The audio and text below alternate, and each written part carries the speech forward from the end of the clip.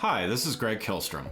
Welcome to Season 3 of the Agile World, where we discuss customer and employee experience, organizational and workforce transformation, and how business can adapt and continually improve in an agile age. The Agile World podcast is brought to you by TEKsystems, an industry leader in full-stack technology services, talent services, and real-world application. For more information, go to teksystems.com. To read more about the topics discussed in this show, you can go to my website at theagile.world and read my latest articles, or get a copy of my latest book, The Agile Workforce, now available on Amazon and other retailers. My name is Greg Kilstrom, and I'm the host of the Agile World podcast. Welcome to a special episode of the show brought to you in partnership with Arlington Economic Development, where we discuss issues related to the workforce, the role of place in the future of work, and the role of the creative sector in a larger business context. We call this Return on Creativity. Today we're going to talk about the return to the office and how it is causing companies to need to be nimble and adaptive in their approach to planning their office needs for everything from the next several months to the next several years. To help me discuss this topic, I'd like to welcome David Cornbrooks, Senior Managing Director, Savills North America. David, welcome to the show. Thanks for having me, Greg. Excited to be here. Yeah, looking forward to talking with you. So let's get started by, why don't you tell us a little bit about your role and what Savills does? Sure. So I am a real estate advisor at Savills. Savills is a global real estate company. And in the U.S., we're exclusively focused on advising organizations on their occupancy strategies. And that's everything from strategic planning to workplace and workforce consulting to negotiating a transaction, finding a building, and ultimately delivering the space through project management. And it's been an interesting 15 months. A lot of what we've been doing is helping organizations figure out how the last 15 months will impact space needs going forward. So this is a very timely topic. So Savills Technology Practice Group did a survey in Q1 of this year of technology tenants about their predictions and planning for the year. So according to the survey, the majority of companies were planning to return to the office in Q3 of 2021. Do you think they're still on track to do this? Yeah, so it's interesting. That survey was largely completed in March. The results were compiled in early April. And it's kind of amazing how the world has changed even since early April, right? So vaccination rates are way higher. I think the number is about 140 million Americans have been vaccinated. 63% of adults have at least one vaccine.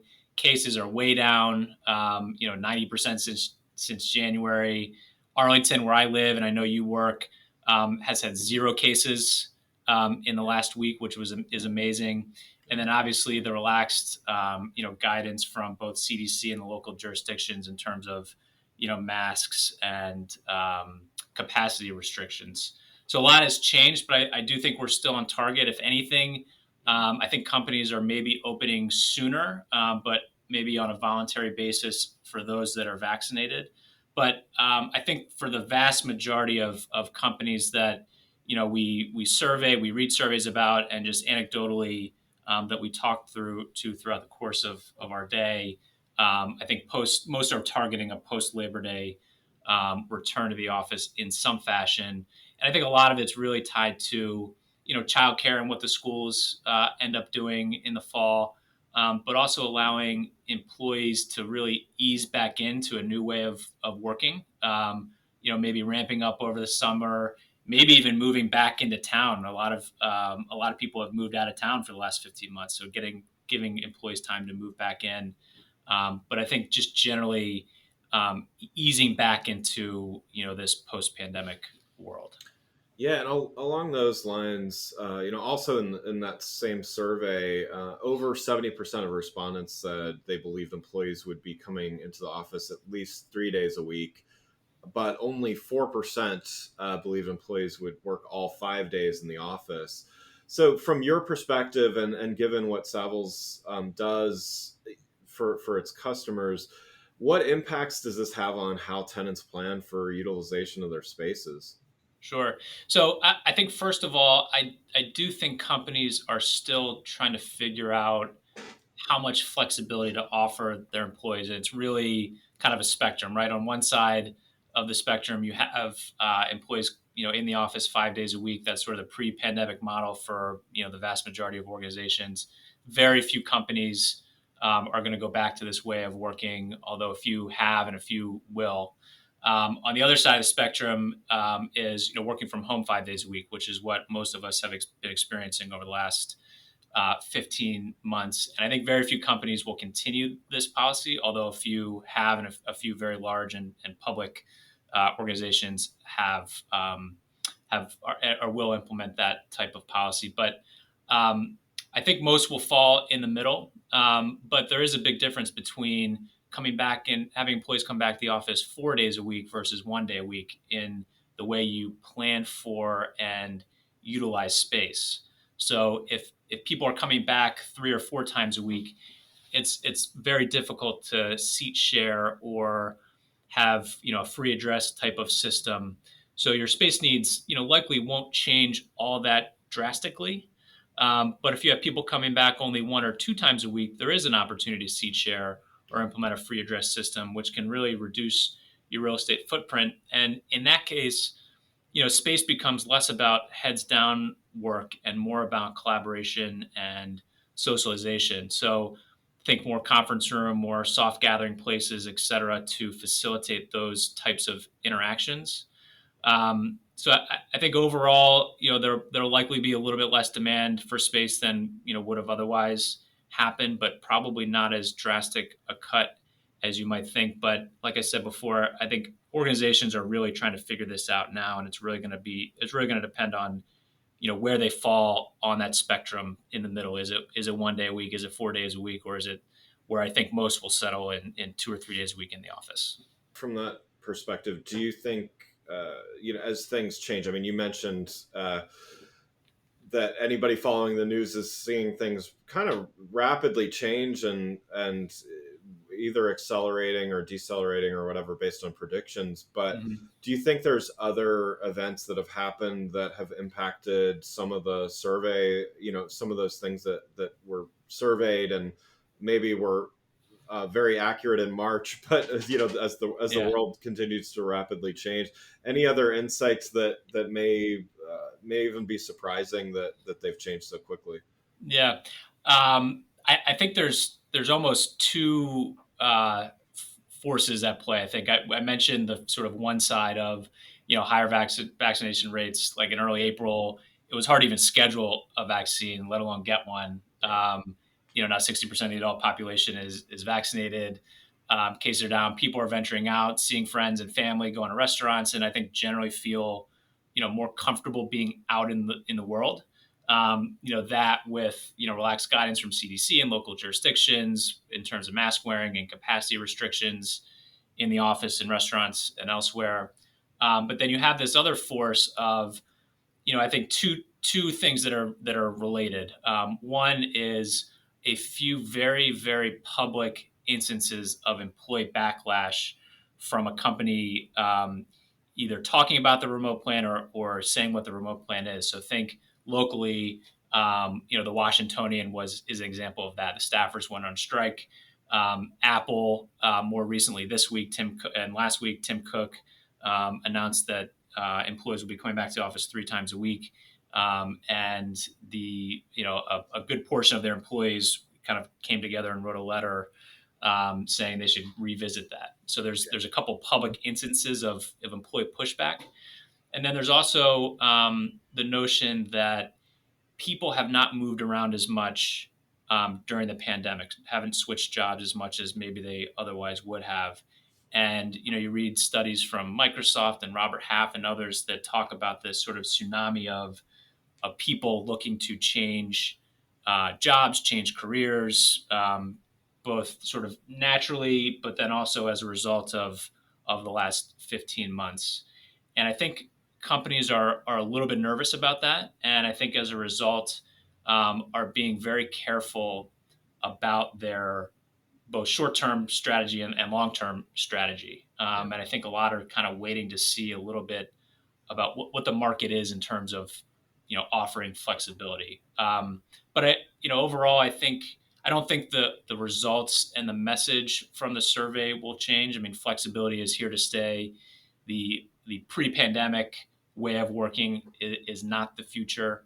How much flexibility is going to be the big question. But as we've talked about, things are changing every day. People's comfort levels in sort of the broader sense are changing every day. We ran the same survey in the fall of 2020, and the numbers have shifted since then.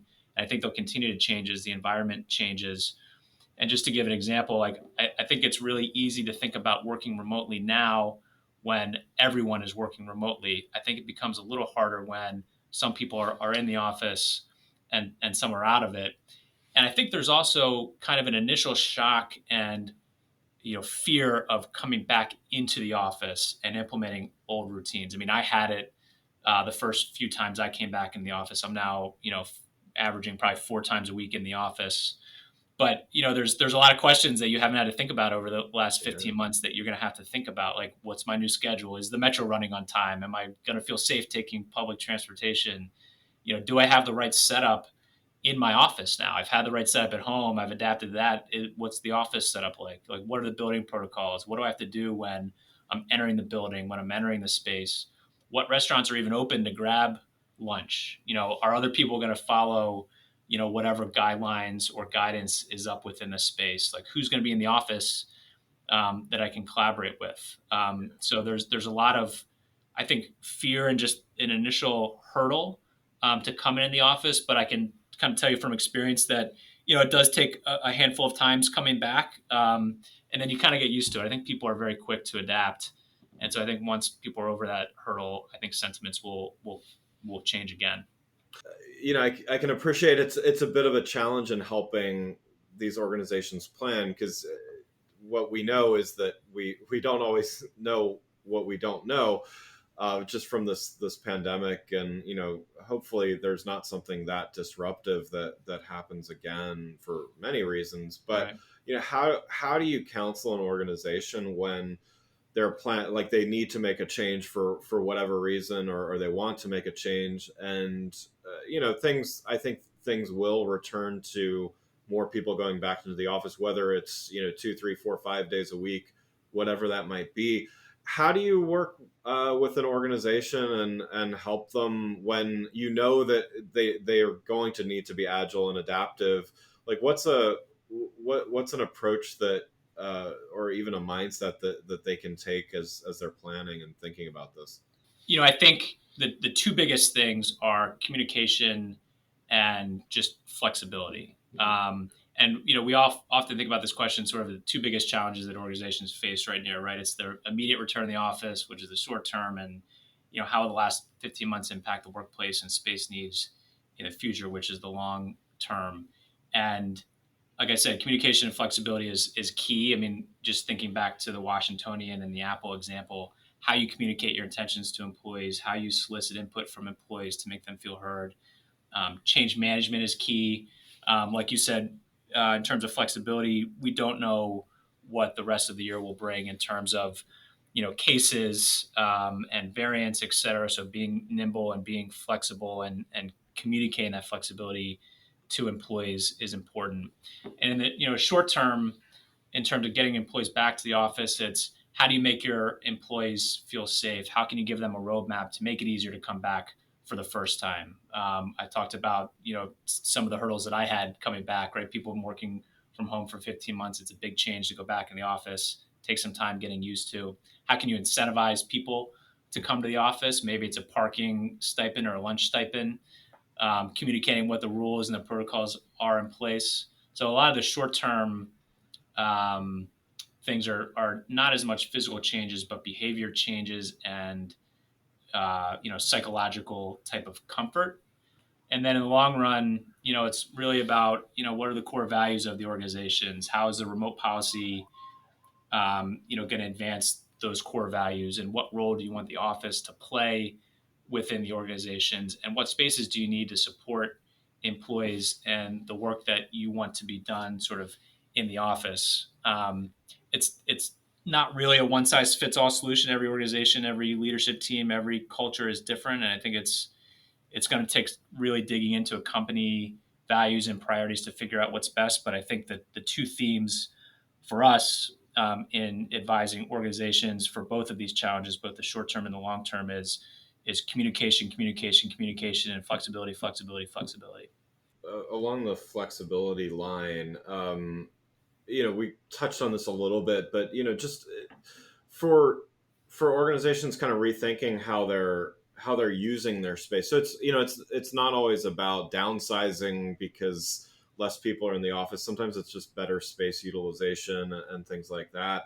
Are you talking with a lot of clients that are just kind of rethinking? I always use the example of, office cubicles are not always great for if all of your employees are on Zoom meetings all day, right? Mm-hmm. Because the person next to them is on a Right. different meeting, or there's people walking in the background, or whatever the case may be. How much are you seeing that the companies are, again, not even looking at upsize, downsize, all that, but all just how do I better use my space given the current reality? Yeah, it's funny. It's a really good question, and now that companies are having to make decisions about this and putting pen to paper on future plans, the question, and specifically about how do you accommodate virtual meetings in the office, I think is going to be the biggest challenge in the hybrid work environment. Some organizations have done it really well and were working this way pre-pandemic, but I think the majority of organizations were not working in this way. Virtual meetings are clearly not going away, for better or for Right. Right. worse. Um, and I think companies are going to have both, the policies in place from an equity standpoint around sort of virtual meetings, and also the technology to handle it. And so for our clients that are in the planning stage, we're seeing an increasing need for Zoom rooms for exactly the reason you mentioned, especially if they're in a more open space plan. It's not ideal to be on a Zoom while you have your colleagues 6 feet from you talking on their own individual Zoom meetings. So Yeah. we've seen an increased need for Zoom rooms. 60 to 80 square feet offices or enclosed rooms that are meant to take a virtual meeting, for an hour, especially if you sit in a workstation. And I think more generally, we're seeing a higher ratio of collaboration space to heads down space as the function of the office changes in that direction, especially if you're an organization that's trending on the more remote side of the spectrum, right? In the office only 1 or 2 days a week. So, because we're seeing the office becoming more of that place for collaboration than heads down work than it did before. But like I said before, I think organizations are really trying to figure out, and where you fall in that spectrum is going to determine what the ultimate sort of function and layout of your office will be.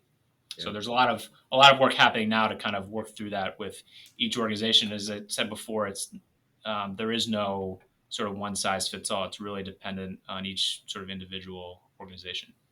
So you're going to be participating in the Return on Creativity Return to Work virtual event on July 13, and really looking forward to your participation there. So we're going to be discussing a lot of issues related to what you and I have discussed already on this show. But I'd also like to talk about the important role that places, geographic places, both external spaces, internal spaces, have on the employee experience as well. So despite remote work increasing and other trends, why would you say that the geographic location a company chooses is still extremely important and needs to be factored in?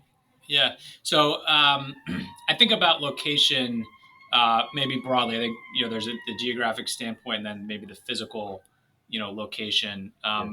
From a geographic standpoint, I think location will always matter, although it might matter slightly less if people are one, commuting to the offices less often, and two, companies are recruiting remotely and in other cities, which we've seen Yeah. over the last 15 months. But I think companies are always going to locate where the talent is, whether that's at the sub-market level. So should I be, along the toll road to recruit maybe the more mature tech talent, sort of west in the Virginia, suburbs or Arlington to recruit some of the younger tech talent. But then also sort of on a global level. And with remote work, the world can now become your recruiting ground, and it's one of the reasons why I think the co-working or flex office market will come back and be a really important part of the ecosystem to establish a location where there's either a cluster of remote employees or to establish locations in the same metro area but in different markets closer to town. So a central office, but having a few co-working seats for employees who don't want to commute all the way in. So I think geographic location is one, physical location is the other, the office. And I think, companies are trying to figure out how to incentivize it or entice people to come to the office, because now companies are competing with home and some of the nice perks that working from home gives. No commute, more family time, relaxed dress, working out during the middle of the day, spending less money on commuting and lunch. And so the office, the building, the amenities within the building, the workplace, the amenities within the workplace, the technology within the workplace, I think matters more. Companies have to have an office worth coming to, and that can accommodate the new needs of the work environment. Again, because they're competing with the home environment that people have gotten used to over 15 months. Yeah, that's what I was thinking. Is it's funny because by one token you'd think that it might matter less because yeah, people spend 2 days a week from home, but it actually, I agree with you. I think it's actually going to end up making location matter more, and make those investments in making the place a better, a better place to work, because not only competition for jobs is different, it's changing. I mean, an organization is going to be competing against another company that may have 100% remote work, and there's Mm-hmm. good and bad with that as well. I mean, 100% remote isn't always 100% great, Right. either, because you lose some of that collaboration. So Mm-hmm. I do actually think the space, the location, all of those things that you just mentioned are going to actually be more important, versus if everybody has to come into the office every day, then one office, as long as it has fast internet and a coffee machine, it may not have been that much different than the other, if all things being equal. But yeah, I see it as a competitive advantage now, Yeah, even more so. I think companies, they have to. Recruiting and retaining talent has always been at the top of the list, and using the office space as a way to help the Yeah. retaining and recruiting um, has always been important. But now you really have to make sure that the office, and before maybe employees didn't have a choice whether to be in the office or not. So, on some level, if they were not going to move to another job, the office didn't matter as much because there really wasn't a choice. You had to be in that Yeah. office. Now, again, if you have a choice, or you have a choice to go to an employer where you don't have to come to the office, you really want to incentivize people to come to the office and make it worthwhile for people to come to the office, to make sure that they're using their time, their 1 or 2 or 3 days a week in the office, productive, and have it be a positive experience. Yeah, absolutely. Well, one last question before we wrap up. For a company that's planning a big location move, whether it's right now or in the coming months, what advice would you give? What's some of the first things they should consider? So, we always said, even pre-pandemic, is plan first. Understand what you need before you're in the market. Figure out what location works best to recruit and retain talent. Figure out what function your office will play within the organization, how it's going to support those core values, how it's going to support the people and the work they do. And I said it before: communicate, communicate, communicate. And I think right now, given where the market is, it's kind of a balance between making sure you know you're making the right decisions in what is a very challenging environment to make a decision, with taking advantage of what is the most tenant-friendly market I've seen in my career and others have seen in their career. So for organizations that can project what they will need and how they will work with confidence, the world is their oyster, and they'll have the ability to lock in at extremely favorable economics and flexibility. For the majority of organizations that don't quite know yet how their future will plan out, I think it's maybe best to take a little bit of a wait and see approach. Run a pilot for the return to office and hybrid work. The tenant friendly market's going to be here for a while. Maybe not at these levels, but at a favorable level. So I think what's really important is getting it right and not having to backtrack. So if you need to wait a few months to really figure it out, we'd recommend doing that. David, thanks so much for joining the show. For those listening, what's the best way for them to keep up with what you're doing? No, thanks for having me. I really enjoyed the conversation. I think people, can find me on LinkedIn, or feel free to email me directly, dcornbrooks@savills.us. I also have a monthly newsletter I send out, so if anyone wants to join that list, I'm happy to add you. But really enjoyed the conversation, and hope to do it again soon. Wonderful. Well, again, I'd like to thank David Cornbrooks, Senior Managing Director, Savills North America, for joining the show. To learn more about Return on Creativity, brought to you by the Agile World and Arlington Economic Development, please go to returnoncreativity.com. Thanks for listening to the Agile World with Greg Kihlstrom. See you next week. Thanks again for listening to the Agile World podcast, brought to you by Tech Systems. I'm your host, Greg Kihlstrom. If you enjoyed the show, please take a minute to subscribe on your podcast channel of choice and leave us a rating so that others can find the show more easily. You can learn more and get a copy of my latest book, The Agile Workforce, from my website at theagile.world.